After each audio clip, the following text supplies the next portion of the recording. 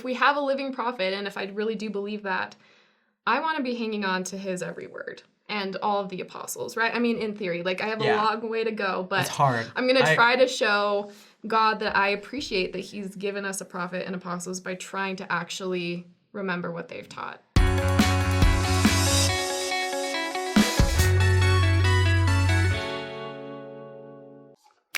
Hey, welcome back to another episode of Saints Unscripted. I'm Taylor. And I'm Samantha. I guess Sam. We just don't know what we're calling you these days, I don't know, actually. I don't even know what her name is. Sam. Completely. This is like the second time we've talked about it. Yeah. Okay, Sam. Sam. Yes. And here's Sam. And we are here within just days from the big event, the main event. Biannual event. It's like 188 times ago or something. What is it? 189? I think so, because they come on and they're like, from the conference center in Salt Lake City, this is the 188th? Third? Second? The first one would have been, what, 1830? I don't know. I think April is the 190th. This is the Sunday morning session of the 190th Annual General Conference. Really? Yeah. Oh, that's a big deal. Okay. All right. think. Well, that's neither here nor there. Don't quote me on that. Basically, twice a year, in April and October, we have these general conference sessions where we hear from our prophet and the apostles and other church leaders. And it's cool and it's really inspiring. And so there's sessions on Saturday and Sunday, and there's a 2-hour session in the morning and in the afternoon on both days. Yeah. So it's kind of like pajamas, snacks, like the whole family gets together. Come together and like have ready to be inspired. Yeah.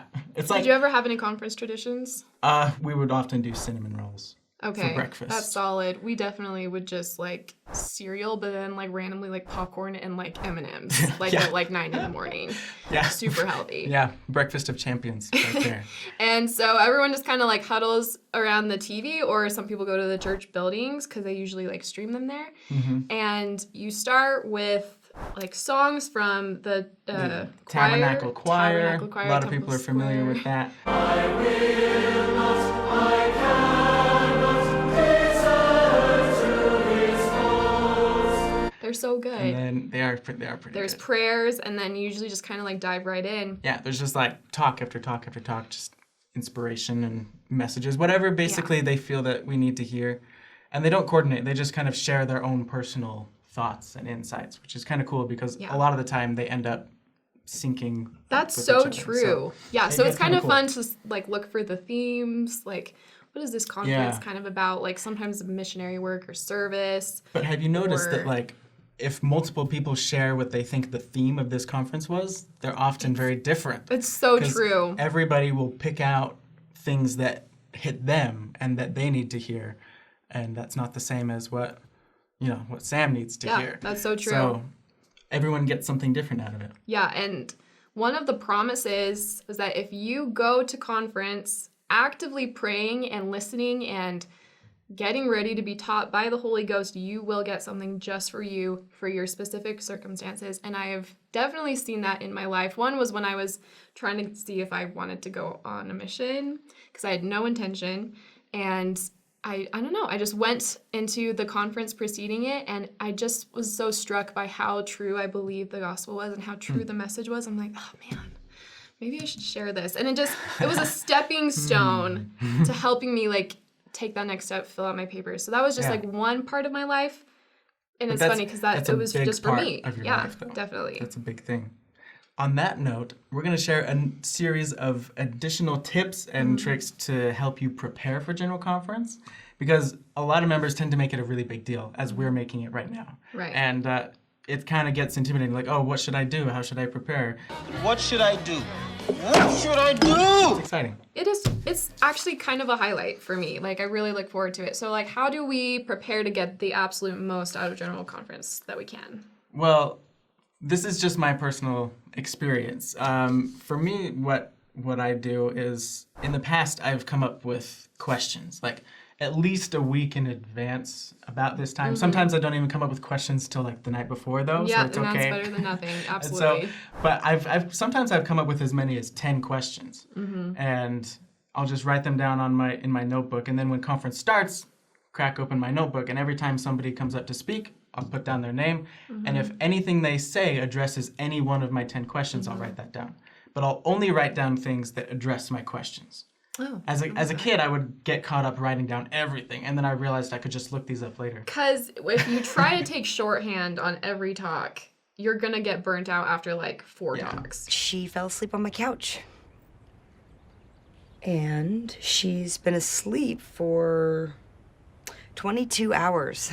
And, Like, I and don't you're even never wanna going to take read your notes. notes either. No. Like, that's way too many notes. Yeah, I'm So- definitely gonna do that. So that's a no-go. Don't do that. Well, and all the talks are on the Gospel Library app or online literally like 2 days later where you can go Yeah. back and review them. So you And- don't have to feel if you aren't taking notes on everything that you're going to I'll miss never it. see this again. No, that's not the case. Like we You can can go go back back. and revisit. But I like what you're saying where you're just like, okay, I need to focus on the things that are on my mind, Right. Specific what I'm topics. feeling, like I'm sure, so you're like a new parent. I was thinking about a mission, like those, like we need to think about the context of our lives. What questions do we have? Like, do we need guidance right now? Mm-hmm. And going in with the mentality, those questions actually can be answered and we can feel the Spirit guiding us In through fact, the words of these prophets.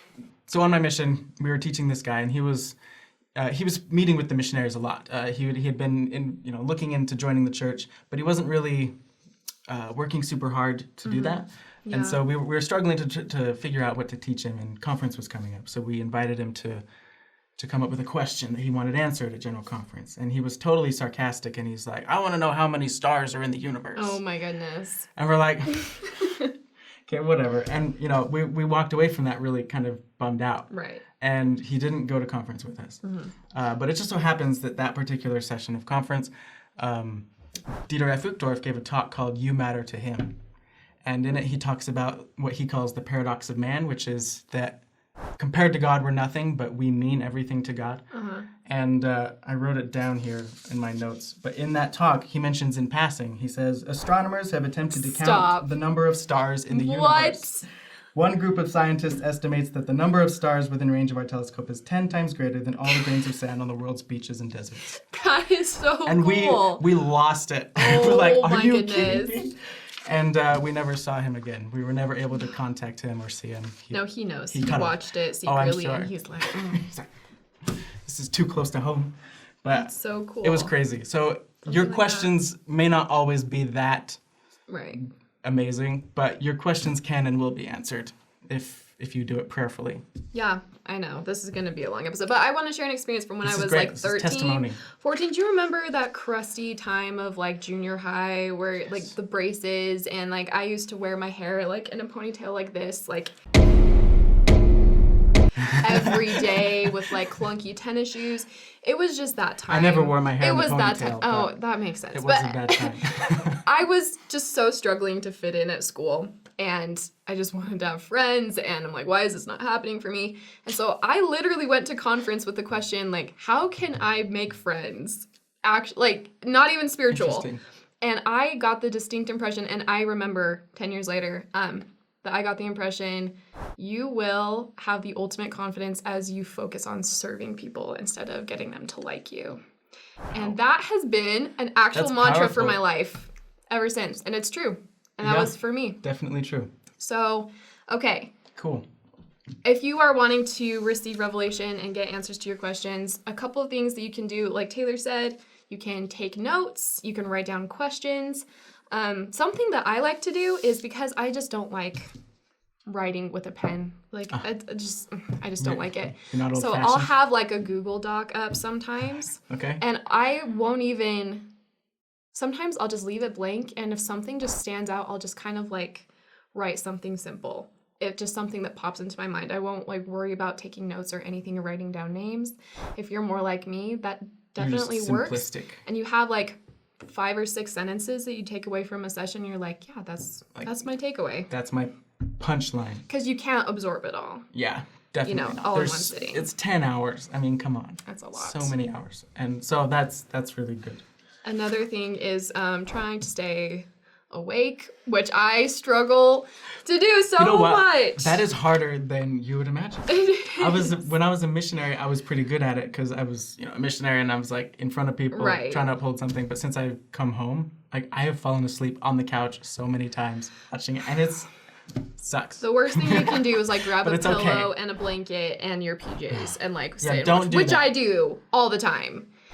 So don't That's do like, that. well, that's one of the benefits of conference is that you can do that, but then know.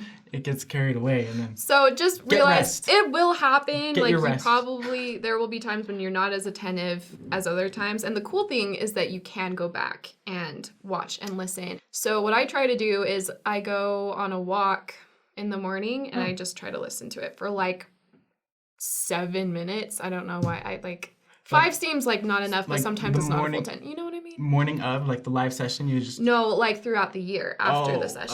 I I'll see, like go yeah. back and listen to the talks because you can like just play the audio on your phone and I Yeah. will just like walk around the block. Gospel Library app. Mm-hmm.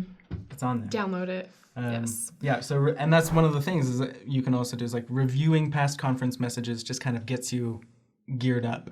Yeah. So if you listen to previously recorded messages, that's a great way to prepare for upcoming messages. Because what makes these messages so special is that they're for our time. These are the prophets of today speaking about current times, Mm-hmm. and it makes it that much more relevant to us. And Yes.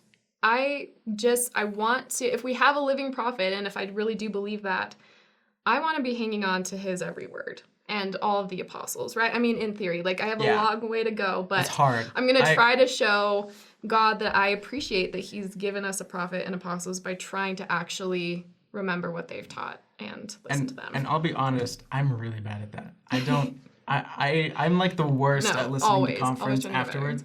I'm more likely to go back and read through my journal what I've written down Okay, cool. than I am to actually go back and listen to the talk itself, which is not super great. No, that's I fine. try I never do look at better, my but- notes, so everyone has a different thing, and that's fine. That's true. Yeah. Can I tell another story? This is Yes. more recent. I went into conference so angsty. I was just like, I don't want to listen to these guys. I was like, You're just I was angry kind about of having an authority problem. I'm like, Riley, I do not like this new attitude. Oh, I'll show you attitude. No. Stay happy. I don't want to listen to Right, like how old what were other you? people. I was like in my early 20s. Okay. Yeah. So Interesting.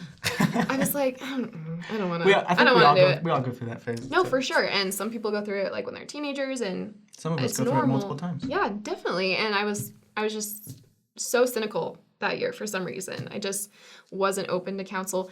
Definitely didn't prepare. Definitely didn't write down questions. I think I see where this is going. Okay, so I was just like this the whole time. I'm like, I don't want to listen. But I was trying to be there with my family and have the family experience. And then it was so unfair because they conducted a hymn where the whole congregation was singing. They do that like midway through the session. We all stood, and the Spirit like hit me with a sledgehammer in that moment. And That's what it I does. didn't even want to feel it. It's like, I don't even like general comments. And then I felt the Spirit just like whack me upside the head. And I was like, okay, I'm listening. Wait, Like, what song was it? the Spirit of God. Yes. Of And it was just like, oh my goodness. And I felt that it was true. And it was this powerful reminder that Heavenly Father was aware of me. And that the fact that I wasn't ready for general conference, I wasn't really being humble, but that he was willing to still talk to me through a song in my language to help me get back on track. So that was a very special experience That's to me. awesome. That's not a way that we would recommend preparing We wouldn't, for conference. no. But apparently it does work if you do it inadvertently. Well, I guess the takeaway is that even if you're not sure Mm-hmm. about this whole general conference thing, you might not know if it's for you or if it's going to benefit you. Just like go out on a limb. You don't have to have a perfect experience. Just like try and sit and absorb something that can help you, because Even if all you get is one thing. yeah, Like if you just absorb one thing from conference, that's great. yeah, Sorry. we need it. So it's a way to connect with God. It's a way to increase our testimonies and our faith, and we need that right now. Like we really need as much of a boost in our spiritual lives as we can get. And so this is just one really easy way to just like sit and to listen to some of God's inspired prophets. Yeah. All right, so that's pretty much all we have. Thank you so much for watching. And if you have any great general conference tips, please comment them below. We'd love to hear them. And we'll see Yeah. you next time. Bye. Bye.